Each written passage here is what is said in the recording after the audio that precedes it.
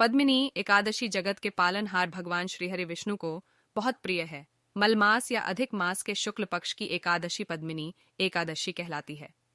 यह हर 3 साल में एक बार आती है, क्योंकि मलमास भी हर 3 वर्ष पर आता है। पद्मिनी एकादशी व्रत कथा। त्रेता युग में एक पराक्रमी राजा की त्रिवीर्य था।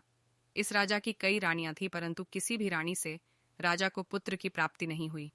संतानहीन होने के कारण राजा और उनकी रानियां तमाम सुख सुविधाओं के बावजूद दुखी रहते थे।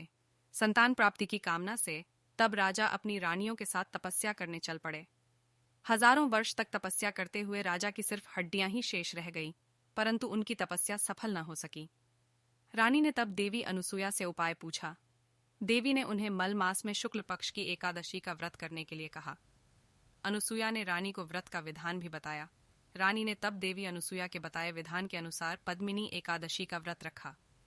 व्रत की समाप्ति पर भगवान प्रकट हुए और वरदान मांगने के लिए कहा। रानी ने भगवान से कहा, प्रभु आप मुझ पर प्रसन्न हैं तो मेरे बदले मेरे पति को वरदान दीजिए। भगवान ने तब राजा से वरदान मांगने के लिए कहा। राजा ने भगवान से प्रार्थना की कि आप मुझे ऐसा पुत्र प्रदान करें जो सर्वगुण संपन्न हो, जो तीनों लोकों में आदरणीय हो और आपके अतिरिक्त किसी से पराजित न हो। भगवान तथास्तु कहकर विदा हो गए। कुछ समय पश्चात रानी ने एक पुत्र को जन्म दिया जो कार्तवीर्य अर्जुन के नाम से जाना गया। कालांतर में यह बालक अत्यंत पराक्रमी राजा हुआ, जिसने रावण को भी बंदी बना लिया था। कहते हैं कि सर्वप्रथम भगवान श्री कृष्ण ने अर्जुन को पुरुषोत्तमी एकादशी के व्रत की कथा सुनाकर इसके माहात्म्य से अवगत करवाया था।